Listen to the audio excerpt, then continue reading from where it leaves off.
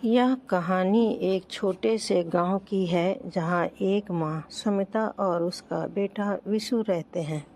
सुमिता एक मेहनती महिला है जो अपने बेटे को एक बेहतर जीवन देने के लिए दिन रात काम करती है।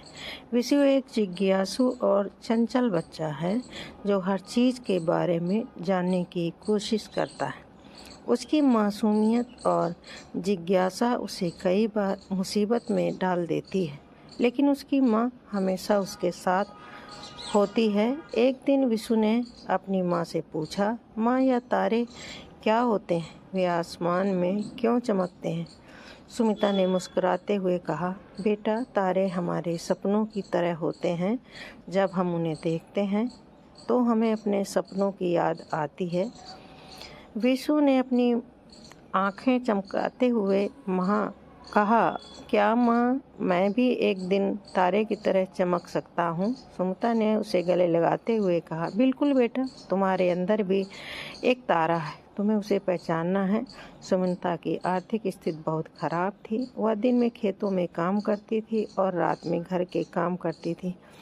विशु की लापरवाहियों के कारण कई बार उसे परेशानी का सामना करना पड़ता था। एक दिन विशु ने अपने दोस्तों के साथ खेलते खेलते एक बकरी को खो दिया।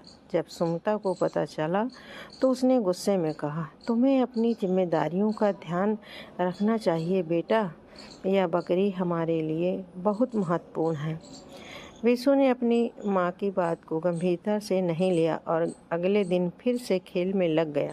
लेकिन जब सुमिता ने उसे समझाया कि अगर वह अपनी लापरवाहियों को नहीं सुधारेगा तो एक दिन उसे बहुत बड़ी कीमत चुकानी पड़ेगी, तब विशु ने सोचा कि शायद माँ सही कह रही है।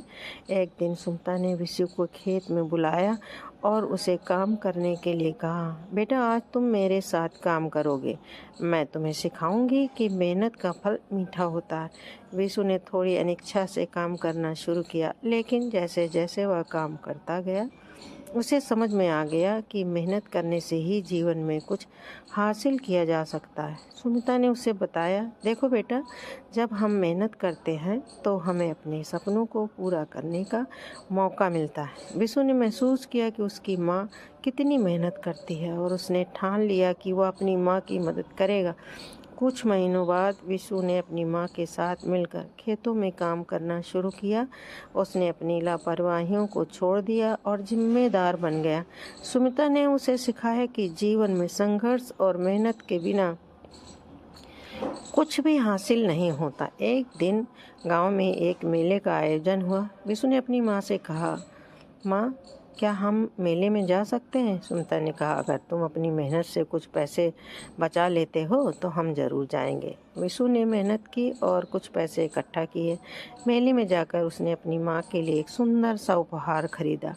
जब उसने अपनी माँ को वह उपहार दिया तो उसकी आंखों में खुशी के आंसू थे। सुमिता ने उसे गले लगाते हुए कहा, बेटा तुमने मुझे गर्वित किया है, यह उपहार नहीं बल्कि तुम्हारी मेहनत और प्यार है जो सबसे कीमती है। इस कहानी में हमें यह सीख मिलती है कि माँ का प्यार और त्याग कभी व्यर्थ नहीं जाता। जीवन में जिज्ञासा, संघर्ष और प्यार के साथ साथ एक दूसरे की मदद करना ही सच्ची खुशी का स्रोत है। विशु ने अपनी माँ से सीखा कि जीवन की कठिनाइयों में भी अगर हम एक दूसरे का साथ दें तो हम हर मुश्किल को पार कर सकते हैं। सुमिता और विशु की यह कहानी हमें प्रेरित करती है कि हम अपने सपनों को पूरा करने के लिए मेहनत करें और अपने परिवार के साथ मिलकर हर चुनौती का सामना करें। धन्यवाद।